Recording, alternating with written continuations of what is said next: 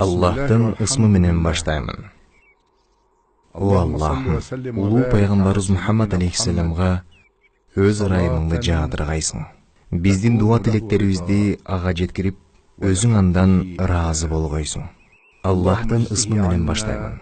О Аллахым, улуу пайгамбарыбыз Мухаммад алейхиссаламга ырайымыңды жаадыргайсың.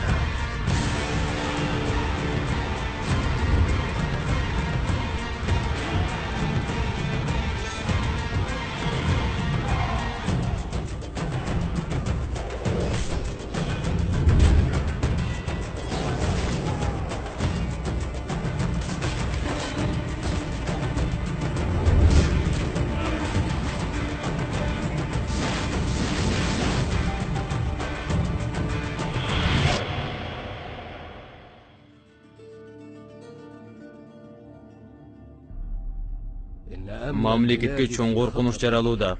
Анын алдын алышыбыз керек. Кандай коркунуч жөнүндө айтып жатасыз, падышам? Коркунуч Бану Исраил. Коркунуч Бану Исраил. Мен алардын кыянатынан коркомун. Өткөндө көчмөн арабтар менен биригип, бизге кыйла баш оору жараткан. Палестинанын арабтары алсыз болчу. Эми булар хеттердин падышасы менен биригип алса, анда иш жатак. Анткени хеттер күчтүү падышалык.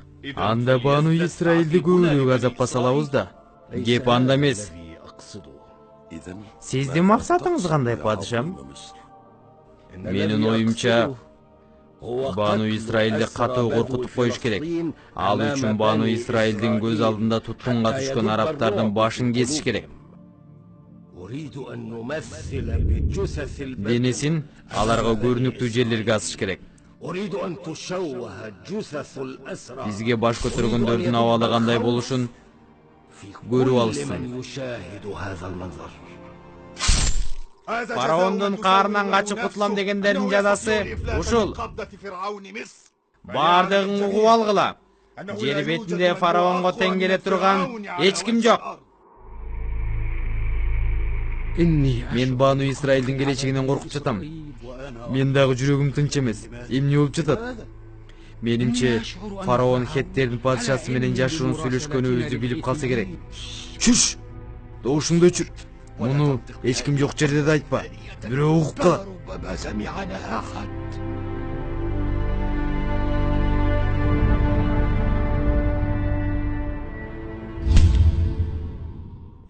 Эй, жасоол башчы.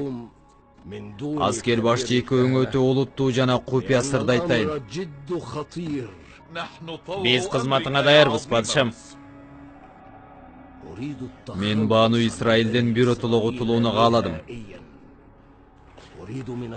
Сен экөөң Мисирдеги Бану Исраилдин бардыгын жок кылышың керек. Анда тоодон аска таштарды ким сүйрөп келет? Мисирликтер бул ишти өлсө да аткарбайт. Бану Исраил болсо кулдарыбыз. Алар болбосо ибадатканалардын жана пирамидалардын курулушу токтоп калат. Бедуиндердин чабылган башын, асылган денесин көргөндөн бери катуу коркуп калышкан. Жаңыдан кыргын салуу сиздин дагы табитиңизди бузуп коёр бекен.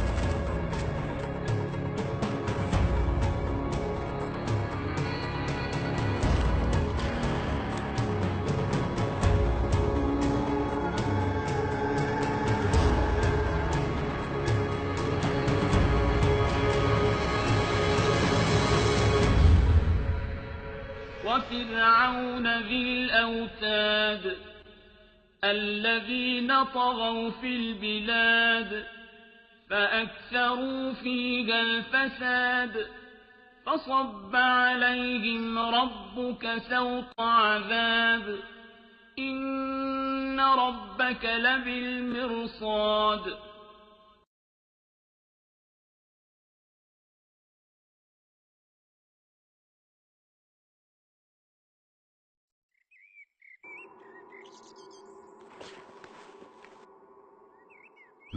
Faraon Banu Israil korkunучун жок кылуу үчүн алардын тарапкери болгон Хеттердин падышасына элчи жиберди.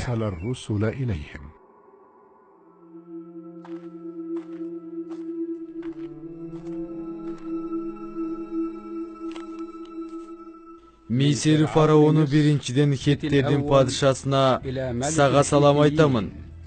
Биз көп жылдардан бери бири-бирибиздин каныбызды агызып келдик. Силердин да, биздин да балдарыбыз жетим, аялдарыбыз жесир калды.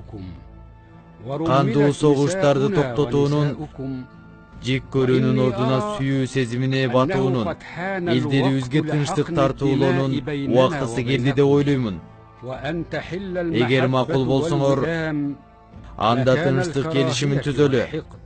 Эгер макул болбосоңор, каалаган ишиңерди жасагыла. Мисир фараону Сети биринчи. Элчиге урмат суй көрсөтүп жайгаштыргыла. Өз ара сүйлөшүп, эртең жообун айтабыз.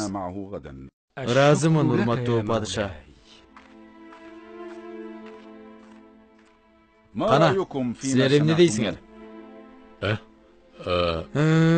Аябай күтүүсүз болду. Пикиримди бир аздан кийин айтайынчы. Тышкы иштер вазири эмне дейт? Аскер башчыга окшоп сенин да тилиң байланып калдыбы? Мага да күтүүсүз болду. Эзелки сөөк кууган душманыбыздан достук сунушу келгени өтө таң калыштуу. Тышкы иштер вазири үчүн бул өтө чоң күнөө. Сен баардыгын билип турушуң керек. Падышам, менимче Мисирде абал туруксуздашса керек. Же фараон ооруп калгандыр.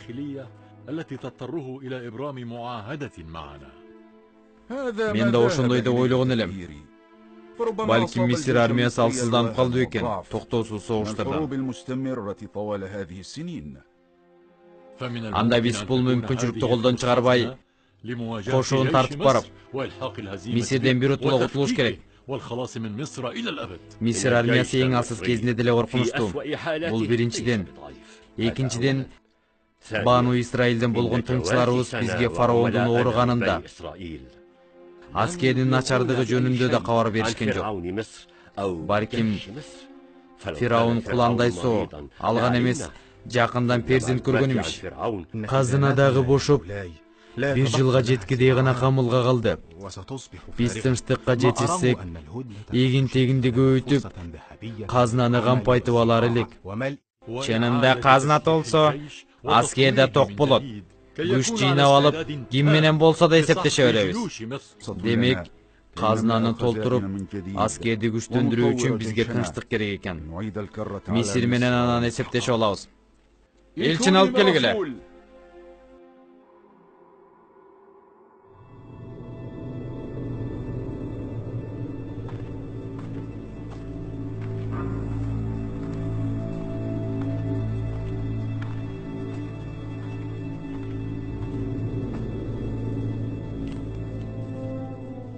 Хеттердин падышасы жана башкы кол башчысынан сага салам болсун. Биз сунушуңду кабыл алабыз. Бирок бир шарт менен тынчтык келишимине биздин өлкөдө кол коюлат. Анан согушсуз, кан төгүүсүз жаңы заманга жол ачабыз.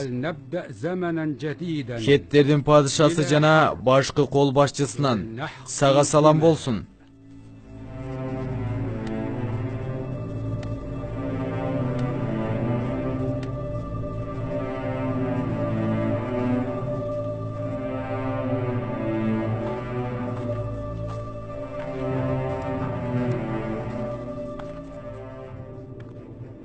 Барын уктуңар. Эми пикириңерди айткыла.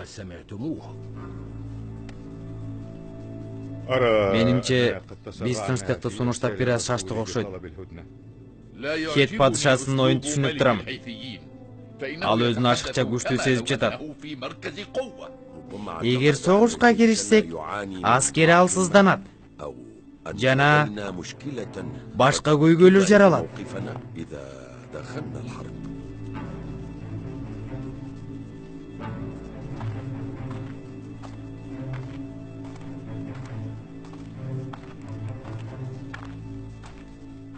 Бардык пикир менен макулмун.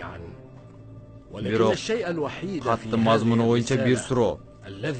Эмне үчүн Хет падышасы келишимди өз өлкөсүндө өткөрүүнү каалап жатат?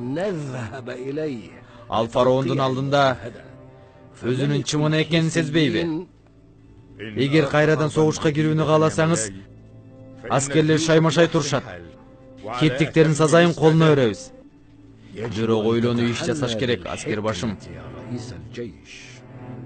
Элчи жиберип, тынчтык сунуштаган биз эми согушат элек десек туура келбейт. Биздин негизги максат бул эмес. Биздин максат Хет падышасы менен Бану Исраилдин мамилесин үзүү.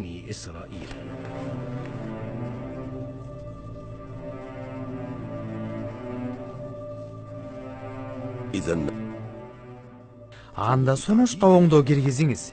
Жолугушуу Хеттердин өлкөсүндө болбосун.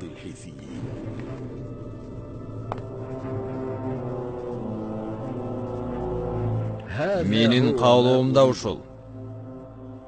Элчиге айткыла. Келишимге кол коюу үчүн бейтарап мамлекетке барабыз.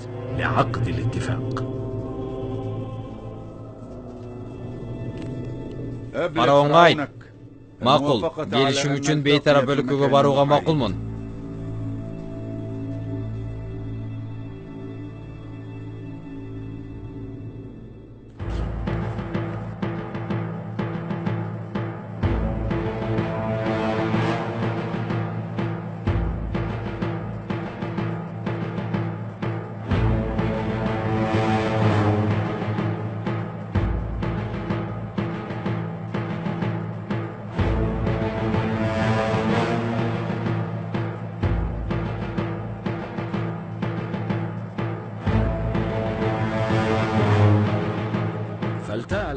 Билесиңби, эй падыша, ортобуздагы келишим күч кубатка негизделиш керек.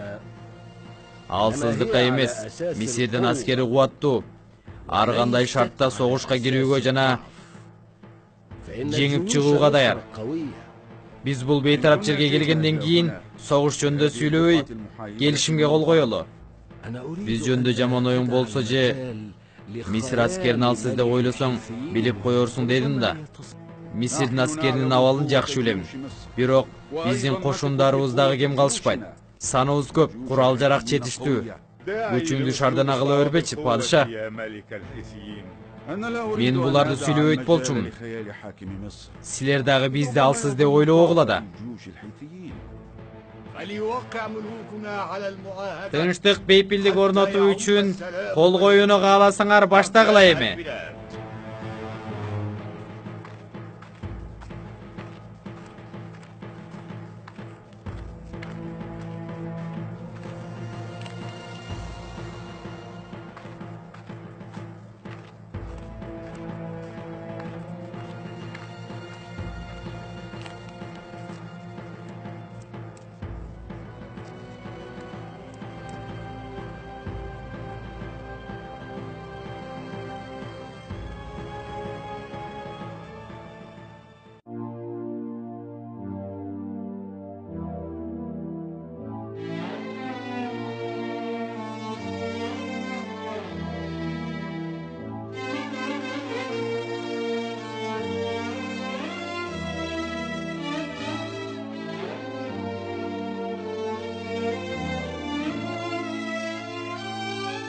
كلمت موسى وعيسى باسمك اتكلم.